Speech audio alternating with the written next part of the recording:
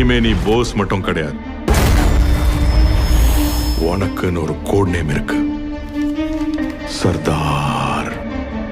அரசாங்கத்துக்கு தான் வேலை செய்யறேன், வெளியே சொல்ல முடியாது. நேஷனல் செக்யூரிட்டி அட்வைசரை கொன்னா என்ன ஆகும்னு உனக்கு தெரியுமா? தெரியும் சார். இது என் நாட்டோட எதிர்காலம் sir.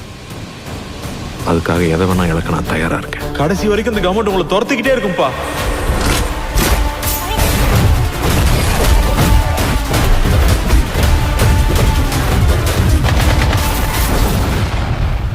Once a spy, always a spy.